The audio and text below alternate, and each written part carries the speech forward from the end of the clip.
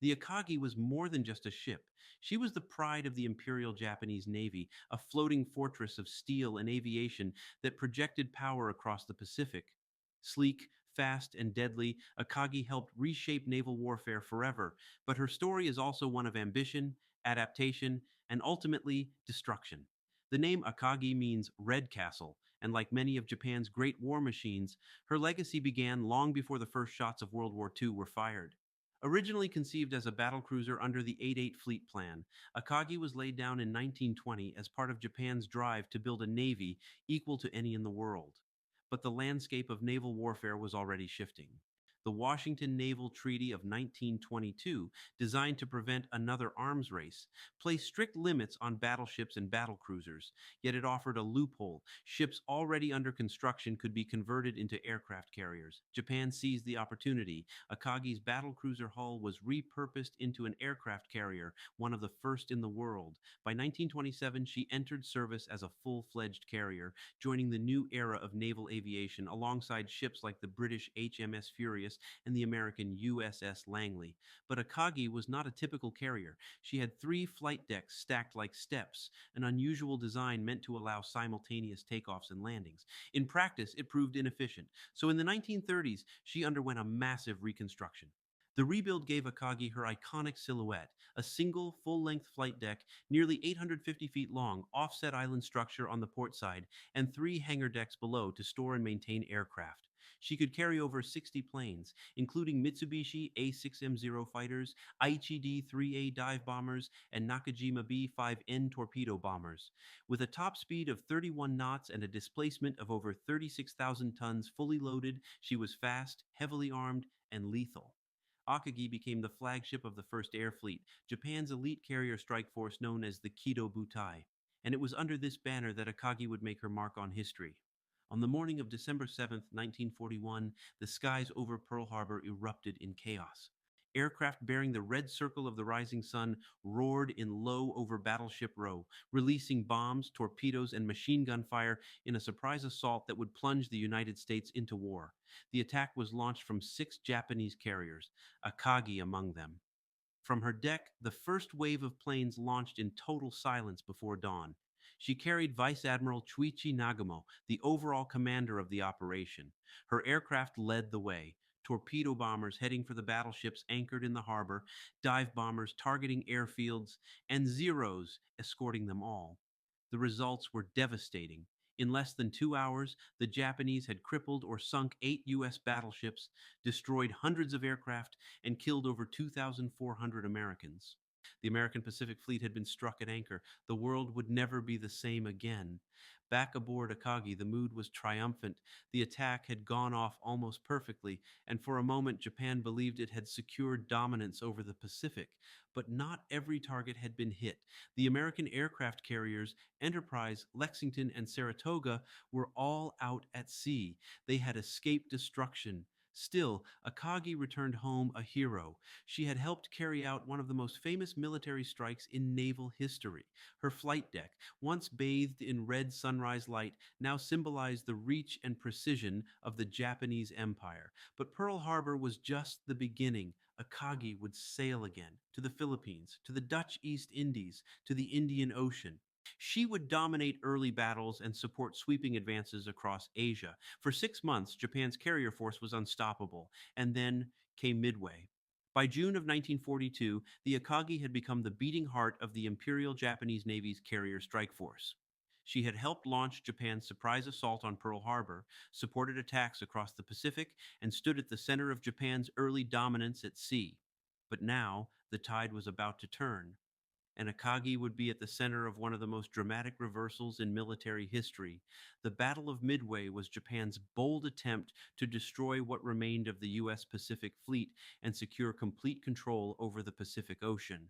Admiral Isoroku Yamamoto, commander of the combined fleet, devised a complex plan to lure American carriers into a trap near Midway Atoll, a small, remote island outpost northwest of Hawaii.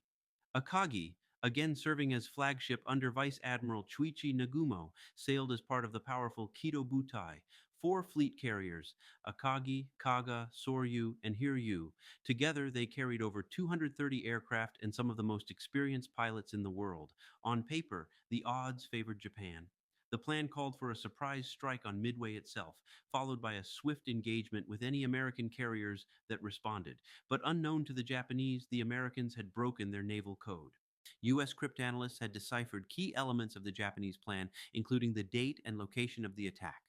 Admiral Chester Nimitz, commander of the U.S. Pacific Fleet, prepared an ambush of his own. Three American carriers, Enterprise, Hornet, and the hastily repaired Yorktown, were already steaming toward Midway. On the morning of June 4th, 1942, the battle began. At 4:30 a.m., Akagi's flight deck roared to life. Her planes were launched in the first wave to strike the Midway airfield. Bombers and Zeros soared into the sky under perfect weather.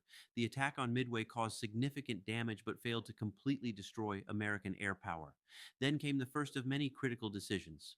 As the returning strike group landed and refueled, Admiral Nagumo had to decide whether to reload his aircraft with bombs for a second land strike or arm them with torpedoes in anticipation of an American fleet counterattack. At first, he chose to strike Midway again. But when word arrived of a U.S. fleet spotted nearby, he reversed course. Aboard Akagi, the hangars were chaos. Bombs were being removed, torpedoes were being reloaded, fuel lines were running, ammunition was stacked, and aircraft were crammed into confined spaces. It was a dangerous, flammable, volatile situation, a floating powder keg, and that's when American dive bombers arrived. Just before 10:30 a.m., U.S. SBD Dauntless dive bombers from Enterprise and Yorktown located the Japanese carriers. They had been guided in part by sightings from Midway-based aircraft and the sacrifice of torpedo squadrons that had drawn Japanese fighters down low. The skies above the Japanese fleet were clear, but unprotected. The dive bombers came screaming out of the sky. At that very moment, Akagi's flight deck was packed with fueled and armed aircraft. Her hangar decks were full. She was completely vulnerable, and in just seconds, everything changed. A 1,000-pound bomb slammed through Akagi's flight deck and exploded in the hangar below. The blast triggered a chain reaction. Secondary explosions tore through the ship. Flames erupted through the elevators and across the deck. The crew fought desperately to contain the fires, but it was already too late. The damage control systems were overwhelmed. Fires raged unchecked. Black smoke poured from her superstructure. By early afternoon, Akagi was a burning wreck. Vice Admiral Nagumo transferred his flag to a destroyer as the crew abandoned ship. But Akagi did not sink right away. She drifted, still burning, through the Pacific until nightfall. Just after 2 a.m. on June 5th, she was scuttled by Japanese destroyers. A few well-placed torpedoes sent the once proud flagship to the bottom of the ocean. With her loss, along with Kaga, Soryu, and later Hiryu, the heart of Japan's carrier force was gone in a single day. Over 3,000 Japanese sailors and aviators were lost. Midway wasn't just a defeat, it was a catastrophe, a turning point. And Akagi, the ship that had helped launch the Pacific War, now marked the beginning of its end.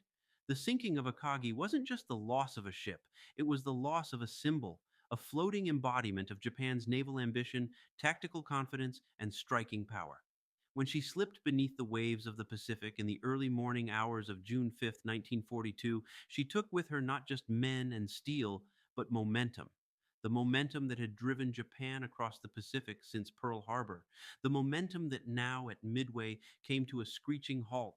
The impact of Akagi's destruction and the loss of three sister carriers that same day cannot be overstated.